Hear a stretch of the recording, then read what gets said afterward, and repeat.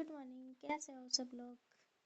I hope अच्छे नहीं होंगे क्योंकि स्टूडेंट अच्छे नहीं होते हैं, बहुत टेंशन होती है ना। कोई बात नहीं, ठीक है, पढ़ाई करते रहो अच्छे से। तो आज मैं आपके लिए वापस से मिक्स क्वेश्चन लेके आई हूँ। तो हमारा क्वेश्चन नंबर 1, टाइम वेस्ट नहीं करते हैं, जल्दी से आ जाओ, ठीक है। तो देखो पहला क्वेश्चन, सब आए हुए एग्जाम के क्वेश्चन है इसमें। पहला क्वेश्चन है 1733 ईस्वी में जीज मोहम्मद शाही पुस्तक जो नक्षत्रों से संबंधित है, इसके लेखक कौन थे? तो आपको दिख ही रहा होगा इसमें तो, है ना। तो जयपुर के सवाई जय सिंह, ठीक है। जीज मोहम्मद शाही पुस्तक के लेखक जयपुर के सवाई जय सिंह है। और यह किससे संबंधित है? तो नक्षत्रों से संबंधित है। जमुआ रामगढ़ को राजधानी किसने बनाया? किसने बनाया? दुल्हे राय ने बनाया। जमुआ रामगढ़ को राजधानी दुल्हे राय ने बनाया था। सवाई जयसिंह, सवाई जयसिंह के राजकवि जिसने राम रसा की रचना की, तो कौन थे? कृष्ण भट्ट। कौन थे? सवाई जयसिंह के राजकवि जिसने राम रसा की रचना की। राम रसा की रचना की किसने की? सबसे पहले तो ये कृष्ण भट्ट ने, है ना। और यह सवाई जयसिंह के राजकवि थे, ठीक है। किस राजपूत मनसबदार को अकबर ने फरजंद की उपाधि प्रदान की थी? किस राजपूत मनसबदार को अकबर ने फरजंद की? मानसिंह को की थी। किसको की थी? मानसिंह को। मनसबदार जो था तो उसको अकबर ने फरजंद की उपाधि, मानसिंह को फरजंद की उपाधि प्रदान की थी। राजस्थान का वह शासक जिसने बनारस हिंदू विश्वविद्यालय की स्थापना में अपनी महत्वपूर्ण भूमिका निभाई, तो वो था माधो सिंह सेकंड, है ना। माधो सिंह द्वितीय, जिसने बनारस हिंदू विश्वविद्यालय की स्थापना में महत्वपूर्ण भूमिका निभाई थी, माधो सिंह सेकंड। सवाई जयसिंह द्वितीय को मुगल सम्राटों द्वारा कुल कितनी बार मालवा सूबे का सूबेदार नियुक्त किया गया था? तो 3 बार किया गया था। कितनी बार? 3 बार। सवाई जयसिंह द्वितीय को तो मालवा सूबे का सूबेदार कितनी बार नियुक्त किया गया था? 3 बार। जयपुर का कौन सा शासक 3 मुगल बादशाह जहांगीर, शाहजहां और औरंगजेब की सेवा में रहा? तीनों की सेवा में ऐसा कौन सा जयपुर का शासक था जो सेवा में रहा था? तो वो था मिर्जा राजा जयसिंह, है ना। मिर्जा राजा जयसिंह जो बादशाह जहांगीर, शाहजहां और औरंगजेब की सेवा में रहा, मिर्जा राजा जयसिंह। किस मुगल सम्राट ने सवाई जयसिंह को राज राजेश्वर की उपाधि, तो राज राजेश्वर की उपाधि किसको प्रदान की थी? मुहम्मद शाह को, है ना। किसने की थी?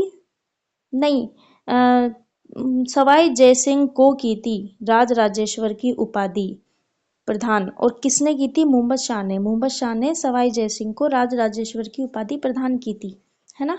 सवाई जयसिंह को राज राजेश्वर की उपाधि मुहम्मद शाह ने प्रदान की थी। अकबर का नवरत्न जिसने बंगाल, बिहार, उड़ीसा में अफगानों के विद्रोह दबाने में अहम भूमिका निभाई थी, वह कौन था? मानसिंह। राजा मानसिंह था जिसने अकबर का नवरत्न था, वो जिसने बंगाल, बिहार, उड़ीसा में अफगानों के विद्रोह दबाने की में अहम भूमिका निभाई थी, राजा मानसिंह। उत्तर गुप्तकालीन शंख लिपि में किसे लेख मिले हैं? उत्तर गुप्तकालीन शंख लिपि में किसे लेख मिले हैं? तो बेराट को, है ना। बेराट में लिखे लेख मिले हैं। उत्तरकालीन शंख लिपि में लिखे लेख मिले हैं बेराट में, ठीक है। मलाह और किरारोत सभ्यता कहाँ स्थित है? तो भरतपुर और जयपुर, है ना। मलाह भरतपुर, किरारोत जयपुर, ठीक है, याद रखना। नहीं लग रही है ना ये? मलाह भरतपुर, किरारोत जयपुर। कालीबंगा संग्रहालय की स्थापना कब हुई थी? तो 1985 से 86 को कालीबंगा संग्रहालय की स्थापना हुई थी। 1985 से 1986 को कालीबंगा संग्रहालय की स्थापना हुई थी। भूकंप के साक्ष्य किस सभ्यता से मिले हैं? तो कालीबंगा से। जुते हुए खेत भी कालीबंगा से मिले हैं, है ना। और कालीबंगा से देखो क्या क्या मिले हैं, थोड़ा सा बता देती हूँ। गाय के मुख वाले प्याले, है ना। तांबे के बैल मिले हैं। कांस्य के दर्पण मिले हैं। हाथी दांत का कंघा, हाथी दांत का कंघा। मिट्टी के बर्तन, कांच की मणियां, खिलौने, सड़कें, बस्ती, है ना। और क्या मिले हैं देखना, चना, बाजरा और सरसों के साक्ष्य भी मिले हैं कालीबंगा सभ्यता से, क्योंकि कालीबंगा सभ्यता के लोग गेहूं और जौ का प्रयोग करते थे, तो फसलों के साक्ष्य मिले हैं। और यहाँ से ये याद रखना, कांसे के दर्पण, हाथी दांत का कंघा, सोने व मूंग व सीपों के आभूषण भी मिले हैं। ठीक है, तो नेक्स्ट क्वेश्चन चलते हैं। भूकंप के साक्ष्य किस सभ्यता से मिले हैं? कालीबंगा से बताया ना अभी, तो भूकंप के साक्ष्य भी मिले हैं वहां से। दक्षिण पश्चिम राजस्थान की प्राचीन सभ्यता का महत्वपूर्ण केंद्र क्या था? तो आहड़। दक्षिण पश्चिमी राजस्थान की प्राचीन सभ्यता जो थी उसका महत्वपूर्ण केंद्र आहड़ था। ठीक है, अब देखो आहड़ से क्या मिले हैं, अनाज रखने के बड़े भांड मिले हैं, है ना। ठीक है, जिनको गोरे और कोठे भी कहा जाता है। विशिष्ट आकृति के बर्तनों को ब्लैक एंड रेड वेयर कहा जाता है। तो काले व लाल रंग के मृद भांड कहाँ से मिले हैं? आहड़ से, है ना। ठीक है, याद रखना इतना। निम्नलिखित में से किस स्थान से झाकम बाबा की प्रतिमा प्राप्त हुई है? तो नोह से हुई है। झाकम बाबा की नोह, इतना याद रखना, झाकम बाबा नोह, है ना। और नोह सभ्यता भरतपुर में है। ठीक है, लोह युगीन सभ्यता है ये। ठीक है ना। और काफी इतना, फिर सभ्यता का जब टॉपिक लाऊंगी ना तो उसमें सब बताएंगे। गुहिल वंश में किसने कैलाशपुरी में एक लिंगजी लकुलिश का मंदिर बनवाया था? गुहिल वंश में किसने कैलाशपुरी में एक लिंग जी का मंदिर बनवाया था? किसने बनाया था? बप्पा रावल ने। बप्पा रावल ने एक लिंग जी का मंदिर का निर्माण करवाया था। सीकर जिले में स्थित नीम का थाना कातली नदी के किनारे पर खोजा गया ताम्र सांस्कृतिक का महत्वपूर्ण स्थल कौन सा है? तो गणेश्वर है। गणेश्वर सीकर नदी में कातली नदी के किनारे ताम्र सांस्कृतिक का महत्वपूर्ण स्थल जो है वो है गणेश्वर सभ्यता। अब देखो गणेश्वर सभ्यता जो है वह ताम्र युगीन, यह स्थल जो है पहले सीकर में था और अभी नए जिलों की बात करें तो नीमका थाना में है ना, कातली नदी के किनारे स्थित है। इसका उत्खनन 1977 में रतन चंद्र अग्रवाल और 1978 से 69 में विजय कुमार ने करवाया था। ठीक है ना, 1977 में रतन चंद्र अग्रवाल ने, 78-69 में विजय कुमार ने करवाया था। ठीक है, यह ताम्र युगीन सभ्यताओं की जननी कहते हैं इसको, गणेश्वर सभ्यता को ताम्र युगीन सभ्यताओं की जननी गणेश्वर सभ्यता को। ठीक है, यहाँ पर बहुत सारी तांबे की वस्तुएं मिली है इसको, इसलिए इसको ताम्र युगीन जननी कहा जाता है।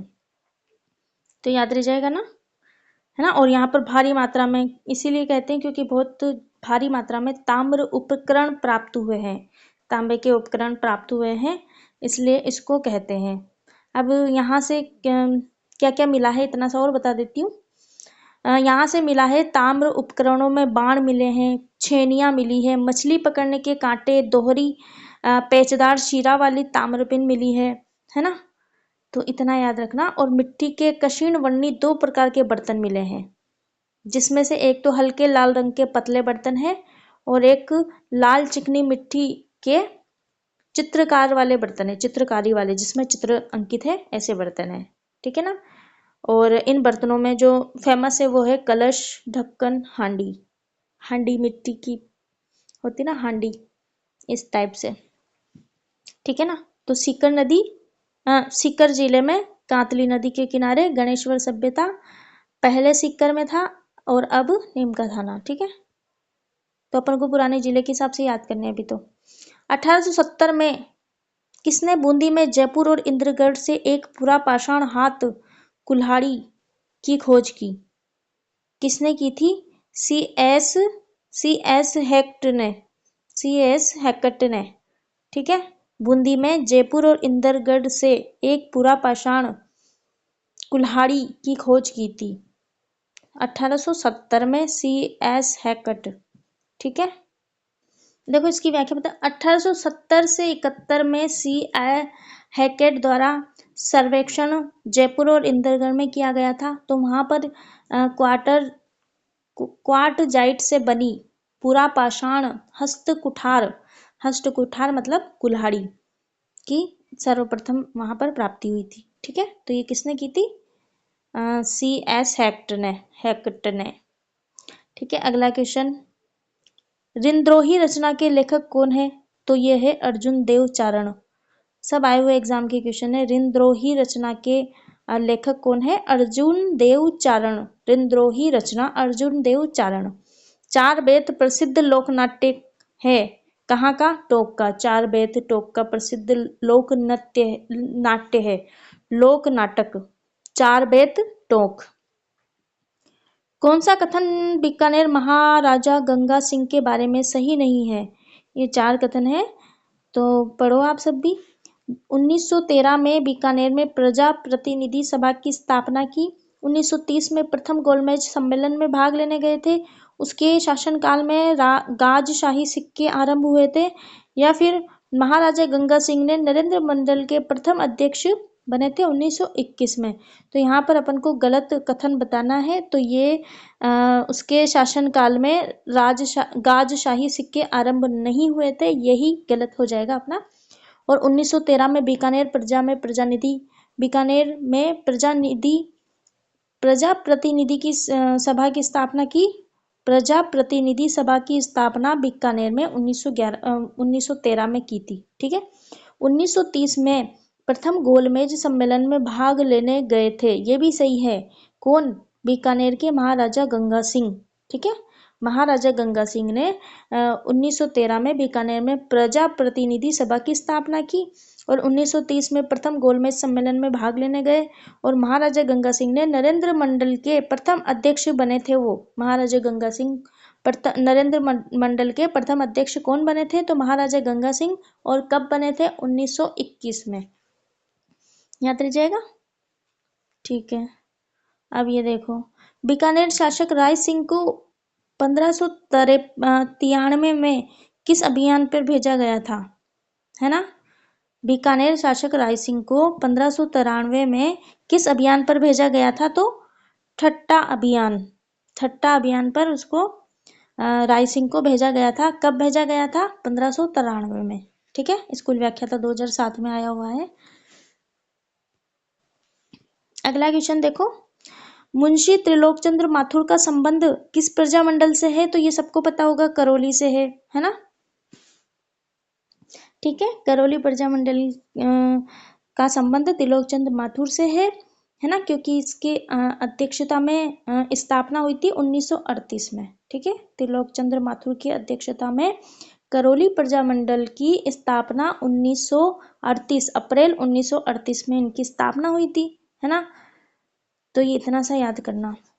ठीक है, आगे चलते हैं। अकबर ने अपनी 1570 ईस्वी की नागौर यात्रा के समय जोधपुर दुर्ग किसे सुपुर्द किया था? तो किसको किया था? राय सिंह, बीकानेर के राय सिंह को किया था। ये सिंपल क्वेश्चन है। नेक्स्ट, निम्न में से कौन सा शासक जगत सिंह के बाद मेवाड़ की गद्दी पर बैठा था? तो अमर सिंह फर्स्ट। कौन बैठा था? अमर सिंह प्रथम बैठा था। जगत सिंह के बाद मेवाड़ की गद्दी पर अमर सिंह।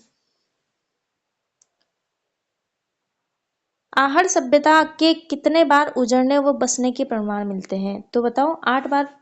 आहड़ सभ्यता 8 बार उजड़ी और 8 बार ही बसी है। ठीक है, ये प्रमाण मिले हैं। तो ध्यान रखना, आहड़ सभ्यता के बारे में थोड़ा सा बताऊंगी। देखो, आहड़ जो सभ्यता है ना, वो नवपाषाण काल की सभ्यता है। और इसमें कौन कौन सी है? आहड़ जो उदयपुर में है, गिलुंड राजसमंद में है और कालीबंगा हनुमानगढ़ में है। ठीक है, तो ये न्यू सभ्यता है, न्यू काल की। नवपाषाण काल की सभ्यता 3, आहड़, गिलुंड और कालीबंगा। ठीक है, तो इतना ध्यान रखना। और लोह युगीन में तो बहुत सारी आ जाती है। नोह आ जाती है, सांबर, सुनारी, रेड़, नगर, भीनमाल, नगरी, जोधपुरा, विराटनगर, ये सब नोह में आ जाती है ना। और पाषाण काल में कौन सी आएगी? बागोर और तिलवाड़ा, है ना। तो इतना ध्यान रखना आप। तो अगला क्वेश्चन देखो, हारनपुर नामक हथियार मछली पकड़ने का कांटा और कृष्णवर्णी मृद पात्र कहाँ से मिले हैं? अभी बताया था मैंने थोड़ी देर पहले, है ना। बताया था ना कि ताम्र उपकरणों में बाण मिले हैं, छेनियाँ मिली हैं, मछली पकड़ने के कांटे मिले हैं, है ना। और पिन मिली है, ताम्र पिन, शिरा वाली, दोहरी पेचदार शिरा वाली ताम्र पिन, है ना। और मिले हैं कशिश वर्णी 2 प्रकार के बर्तन बताए थे, है ना। तो उसमें से एक तो हल्के लाल रंग के, ठीक है, और एक ये कृष्णवर्णी मृद पात्र। कृष्णवर्णी मृद पात्र एक तो हल्के लाल रंग के थे और एक लाल चिकनी मिट्टी से निर्मित थे, ठीक है। तो ये दो याद रखना इतना सा। बेराट का उत्खनन किसके नेतृत्व में किया गया? दयाराम साहनी के नेतृत्व में बेराट का उत्खनन किया गया था, दयाराम साहनी। तो देखो यहाँ पर बेराट के बारे में क्या है, बेराट का जो उत्खनन किया था वो दयाराम साहनी ने किया था, ठीक है। ये तो क्वेश्चन है अपना। तो कब किया था? 1936 से 37 में किया था, लेकिन वापस किया था 1962 से 63 में नील रत्न बनर्जी और कैलाश नाथ दीक्षित द्वारा पुनः पुनः निर्माण, ठीक है। नील रत्न बनर्जी और कैलाश नाथ दीक्षित ने किया था 1962 से 63 में। और यह सभ्यता बाण गंगा नदी के मुहाने पर विकसित हुई थी, बाण गंगा नदी के मुहाने पर विकसित हुई थी बेराट सभ्यता, ठीक है। और बेराट सभ्यता जो है, बेराट सभ्यता से देखो 1999 में बीजक की पहाड़ी से बौद्ध मंदिर के अवशेष प्राप्त हुए हैं। भारत में सर्वप्रथम मंदिर के जो अवशेष प्राप्त हुए हैं वो बेराट सभ्यता से हुए हैं। मंदिर के सर्वप्रथम अवशेष बेराट सभ्यता से प्राप्त हुए हैं, इतना याद रखना बहुत अच्छे से, ठीक है। और ये भी पूछ सकते हैं कि बेराट मंदिर, बेराट में स्थित जहाँ बौद्ध विहार के अवशेष मिले हैं उसे किस नाम से जाना जाता है? तो बीजक पहाड़ी कहते हैं उसको, है ना, बीजक पहाड़ी के नाम से जानते हैं, ठीक है। चलते हैं अगले क्वेश्चन। राजस्थान में इन पुरातात्विक स्थलों में से कौन सा स्थल सिंधु घाटी सभ्यता का भाग नहीं था? तो बिजनौर नहीं था, है ना। कालीबंगा था, आहर था, आहार था और करणपुरा था, ठीक है। ठीक है, नेक्स्ट क्वेश्चन देखते हैं। लाल काले रंग मृदभांड वाली संस्कृति का प्रमुख केंद्र आहड़, अभी बताया था। लाल काले रंग के मृदभांड आहड़ सभ्यता से मिले हैं। कहाँ से मिले हैं? आहड़ सभ्यता से। आहड़ सभ्यता की जो सर्वप्रथम खोज की थी 1953 में अक्षय कीर्ति व्यास और रत्नचंद्र अग्रवाल ने 1954 में, है ना। 1953 में की अक्षय कीर्ति व्यास ने और रत्नचंद्र अग्रवाल ने की 1954 में, ठीक है ना। तो ये ध्यान रखना। एक क्वेश्चन ये भी हो सकता है कि राजस्थान की कौन सी सभ्यता है जो बनास, बेड़च और गंभीरी और कोठारी नदियों के तट और घाटियों में फैली है? कौन सी सभ्यता है जो बनास, बेड़च, गंभीरी, कोठारी नदियों के घाटियों में फैली हुई है? तो वो भी आहड़ हो जाएगी, ठीक है, आहड़ हो जाएगी, है ना। तो और आहड़ सभ्यता किस जिले से संबंधित है? तो उदयपुर से। बनास संस्कृति किसको कहते हैं? आहड़ सभ्यता को। बनास संस्कृति भी आहड़ सभ्यता को कहते हैं, इतना ध्यान रखना, ठीक है। और मैंने वो बता ही दिए क्या क्या मिले थे यहाँ से, ठीक है ना। भट्टी नुमा चूल्हा मिला है, लाल काले व लाल रंग के मृदभांड, ये तो आपका क्वेश्चन ही है। और इसके अलावा दीवारें पत्थरों और मिट्टी की बनी हुई थी, है ना। छत बांस और केलू से बनी हुई थी। अब केलू क्या होता है मुझे नहीं पता, ठीक है, ध्यान रखना। आपको पता हो तो बता देना कमेंट करके। निम्नलिखित में से कौन सा काल कालीबंगा सभ्यता के नाम से जाना जाता था? तो ये बहुत सिंपल क्वेश्चन है, 2500 ईस्वी पूर्व से 1500 ईस्वी पूर्व, ठीक है। महिला पर्यवेक्षक परीक्षा में आया है। तो कालीबंगा सभ्यता के बारे में भी मैं आपको बता ही चुकी हूँ, है ना। आहड़ का ध्यान रखना। तांबे के बेल, कांस्य के बर्तन, दर्पण, हाथी दांत का कंघा, मिट्टी के बर्तन, कांच की मणियां, खिलौने, सड़कें, बस्ती, है ना। मकानों व धनी लोगों के आवास के अवशेष प्राप्त हुए हैं कि यहाँ पर ये मतलब धनी लोग यहाँ पर हुए, अमीर लोग। जुते हुए खेत तो आपको बताए, है ना। और लकड़ी व ईंटों की बनी नालियाँ भी यहाँ पर गंदे पानी के निकास के लिए जो नालियाँ मिली हैं वो लकड़ी और ईंटों की बनी हुई मिली हैं। कालीबंगा में, है ना। और इसका जो पुनः खोज और इसका जो उत्खनन 1961 से 1969 के मध्य बीबीलाल थापर, श्री एम.डी. खरे, एम के श्रीवास्तव ने करवाया था। ठीक है ना। तो ऐसा क्वेश्चन बन सकता है कि 1961 से 1969 की अवधि के दौरान पुरातत्ववेत्ता कालीबंगा के उत्खनन से संबंधित कौन सा नहीं है। ठीक है, 4 ऑप्शन देंगे इसी, तो आपको 3 पता होंगे तो एक आप रॉन्ग कर दोगे, इस तरीके से। चलो नेक्स्ट, प्राचीनतम जुते हुए खेतों के अवशेष, ये तो आपको पता है, प्राक हड़प्पा युगीन संस्कृति। कालीबंगा किस में आती है? प्राक हड़प्पा युगीन संस्कृति, ये भी याद करने पड़ेंगे आपको। ठीक है ना, याद रखना, कालीबंगा प्राक हड़प्पा युगीन संस्कृति। दोहरी रक्षा प्राचीर के अवशेष कालीबंगा, है ना। दोहरी रक्षा या खेत दोहरी रक्षा, ये सब इस कालीबंगा से मिले हैं, अभी जस्ट बताया मैंने। राजस्थान में पशुपालन के प्राचीनतम साक्ष्य कहाँ से मिले हैं? तो बागोर से। पशुपालन बागोर से मिले हैं, है ना। तो बागोर कहाँ पर है? बागोर सभ्यता का स्थल जो है भीलवाड़ा जिले से 25 किलोमीटर दूर है, कोठारी नदी के किनारे, है ना, जहां पर महासतियों का टीला है। महासतियों का टीला, बागोर सभ्यता, भीलवाड़ा, 25 किलोमीटर दूर, कोठारी नदी के किनारे, महासतियों का टीला, ध्यान रखना। और इसकी अगर क्या क्या मिले हैं यहाँ पर उसकी बात करें तो देखो, यहाँ पर आ जाएंगे हथौड़े मिले हैं, हथौड़े, छेद करने वाले पत्थर, है ना, छेद करने वाले पत्थर बागोर सभ्यता में मिले हैं, हथौड़े बागोर सभ्यता में मिले हैं। गाय, बैल, सुअर आदि की हड्डियों के अवशेष भी बागोर सभ्यता में मिले हैं। गाय, बैल, सुअर आदि की हड्डियों के अवशेष बागोर सभ्यता में मिले हैं, है ना। यहाँ से एक कंकाल के गले में पत्थर व हड्डी का हार पाया गया है। एक कंकाल है, उसके गले और गले में पत्थर व हड्डियों का हार बागोर सभ्यता से मिला है। कृषि व पशुपालन के प्राचीनतम साक्ष्य भी बागोर सभ्यता से मिले हैं, इसलिए इसे आदिम संस्कृति का संग्रहालय कहते हैं। बागोर सभ्यता को क्या कहते हैं? आदिम संस्कृति का संग्रहालय। ठीक है, याद रहेगा इतना।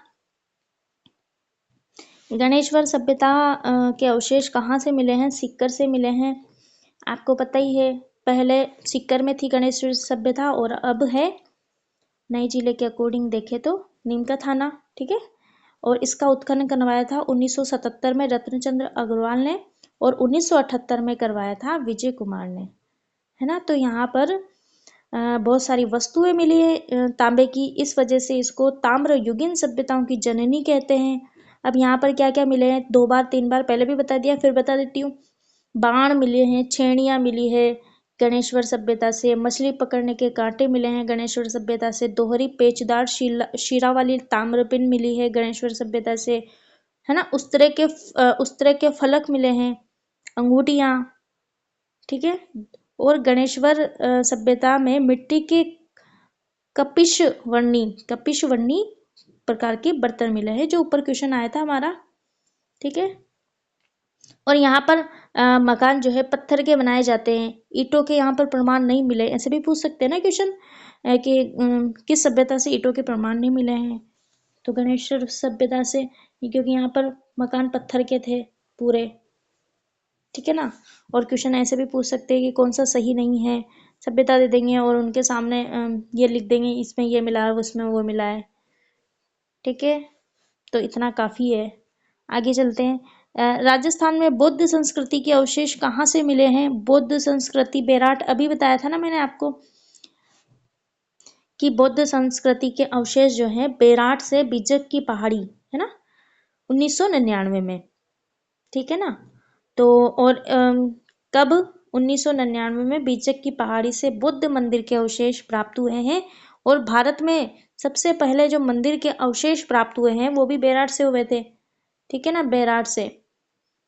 और बेराट से क्या क्या मिले हैं? शंख लिपि के प्रमाण बेराट से मिले हैं, शंख लिपि के प्रमाण बेराट से मिले हैं। बुने हुए वस्त्र के अवशेष जो है वो भी बेराट से मिले हैं, ध्यान रखना, है ना। गोल चैत्य ग्रह रहस्यमयी शंख लिपि के प्रमाण ये बेराट से मिले हैं।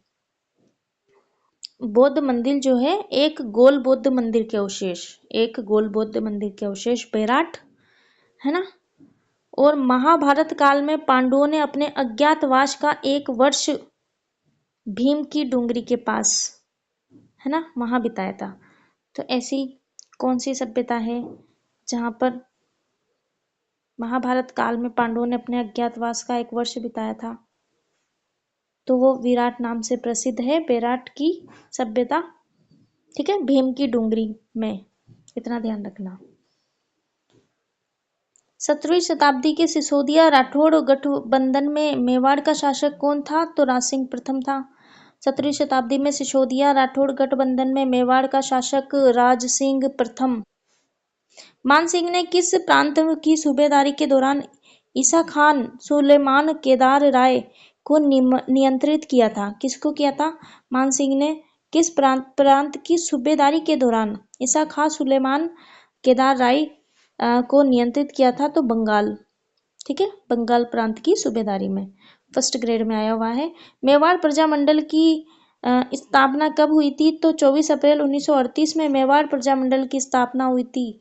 मेवाड़ प्रजामंडल की स्थापना 24 अप्रैल 1938। और किसने की थी? माणिक्य लाल वर्मा के प्रयासों से इसकी स्थापना 24 अप्रैल 1938 को हुई थी। ठीक है, और इसका जो प्रथम अध्यक्ष था वो बलवंत सिंह मेहता था, है ना, बलवंत सिंह मेहता। किस मुगल शासक ने अपने शासनकाल में हिंदू मनसबदारों की संख्या में अधिक वृद्धि की? तो औरंगजेब ने। औरंगजेब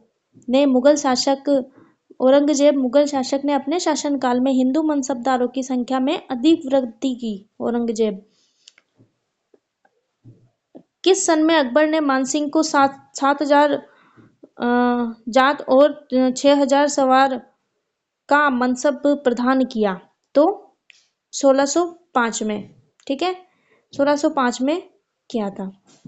इसका राइट आंसर हो जाएगा डी ऑप्शन। किस राजपूत राजा ने हरिनाथ सुंदरदास और जगन्नाथ जैसे विद्वानों को संरक्षण प्रदान किया था? तो आमेर के मानसिंह ने हरिनाथ सुंदरदास और जगन्नाथ जैसे विद्वानों को संरक्षण प्राप्त किया था। यह भी आया हुआ क्वेश्चन है। सन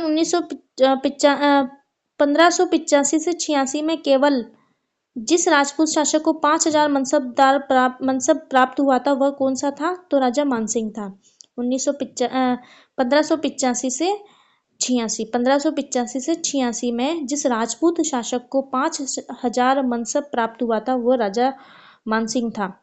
राम स्नेही शाखा की सिंहतल शाखा के प्रवर्तक कौन थे? तो हरिराम दास जी राम स्नेही शाखा की सिंहतल शाखा के प्रवर्तक थे। ठीक है, सिंहतल शाखा के प्रवर्तक कौन थे? हरिराम दास जी, याद रखना। भीलों में धर्म सुधार के लिए भगत पंथ की स्थापना किसने की थी? गोविंद गिरी ने। भीलों में धर्म सुधार के लिए भगत पंथ की स्थापना भीलों के लिए गोविंद गिरी ने की थी। ठीक है, चिल्ल का टीला किस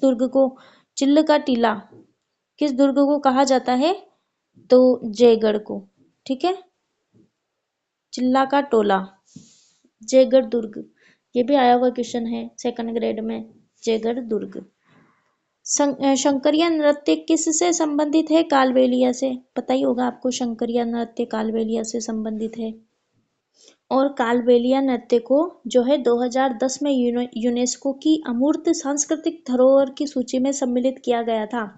कालबेलिया नृत्य 2010 यूनेस्को की अमूर्त सांस्कृतिक धरोहर में शामिल किया गया था। ठीक है, कालबेलिया नृत्य में जो वाद्य यंत्र काम आते हैं वो डफली, खंजरी, मोरचंग, घुरोलिया और ढोलक। ठीक है, कालबेलिया नृत्य में डफली, खंजरी, मोरचंग, घुरालियों और ढोलक आदि की सहायता से इसकी कालबेलिया नृत्य की जो है धुन तैयार करते हैं। ठीक है, आ गए समझ में? आगे चलते हैं। कुदन की घटना किस किसान आंदोलन से संबंधित है? तो सिक्कर। ठीक है, सिक्कर। तो सिक्कर आंदोलन कब हुआ था? 1922 में हुआ था, है ना। और इसका जो सूत्रपात किया था जाट किसानों ने, किसान आंदोलन का, सिक्कर किसान आंदोलन। ठीक है ना, इतना ध्यान रखना आप। तो सिक्कर किसान आंदोलन 1922 में हुआ था। और कूदन की घटना जो है सीकर किसान आंदोलन से संबंधित है। कौन से शासक ने अकबर से वैवाहिक संबंध स्थापित नहीं किए थे? तो रणथंभौर का जो सुरजनहाड़ा था उन्होंने नहीं किए थे, आमेर के भारमल ने किए थे, जैसलमेर के हरिराय भाटी ने किए थे और बीकानेर के कल्याणमल ने किए थे। अकबर से वैवाहिक संबंध कौन से शासक ने अकबर से वैवाहिक संबंध स्थापित नहीं किए थे? तो रणथंभौर का जो सुरजनहाड़ा था उन्होंने नहीं किए थे। भूमि बंदोबस्त की साध प्रथा का संबंध किस राज्य से था? तो मेवाड़ से था। ठीक है, भूमि बंदोबस्त की साध प्रथा का संबंध मेवाड़ से था। निम्नलिखित में से राजपूताना के किस हिस्से में वरिक वंश ने शासन किया था? तो बयाना। ठीक है, बयाना हिस्से में वरिक वंश ने शासन किया था। बयाना का जो हिस्सा था उसमें आरएस में पूछा गया है। निम्न में से किस शासक को जहांगीर द्वारा सर बुलंद राय और राम राय की उपाधियां प्रदान की गई थी? सर बुलंद राय और राम राय की उपाधि राव रत्न सिंह को जहांगीर ने किसने दी थी? जहांगीर ने दी थी। किसको दी थी? राव रत्न सिंह को। कौन सी दी थी? सर बुलंद राय राम राय। ठीक है, जहांगीर द्वारा सर बुलंद राय राम राय की उपाधियां राव रत्न सिंह ने दी थी। ठीक है, कहाँ के शासकों द्वारा रावल और महारावल की उपाधियां धारण की जाती थी? तो डूंगरपुर के शासकों द्वारा रावल और महारावल की उपाधियां धारण की जाती थी। ध्यान रखना, डूंगरपुर, रावल, महारावल। आहड़ सभ्यता के संबंध में असत्य कथन बताइए। इतना बता चुकी हूँ कि शायद अब बता ही दोगे आप। आहड़ वासी तांबा गलाना जानते थे। ये लोग चावल से परिचित नहीं थे। यहाँ से काले लाल रंग के मृद भांड मिले हैं जिन पर सफेद रंग की ज्यामितियां आकृतियां उकेरी गई है। धातु का काम आहड़ वासियों की अर्थव्यवस्था का प्रमुख साधन था। तो सोचो जल्दी से। तो यहाँ पर चावल से परिचित नहीं थे, ये रोंग हो जाएगा क्योंकि वो लोग चावल से परिचित थे। ठीक है, हाड़ौती सेवा संघ के संस्थापक कौन थे? ये तो सबको पता होगा, नैनूराम शर्मा। हाड़ौती, हारनपुर और मछली पकड़ने का कांटा, गणेश्वर, सिक्कर। अगर दो आ जाए तो, है ना, और एक आए तो आपको पता ही, ये बताया था मैंने ऊपर। ठीक है ना, हारनपुर और मछली पकड़ने का कांटा किस सभ्यता से प्राप्त हुए थे? तो गणेश्वर और सिक्कर। गणेश्वर, सिक्कर, गणेश्वर सभ्यता। ठीक है ना, गणेश्वर सभ्यता जो सिक्कर में स्थित है, पहले अभी नीम के थाने में है।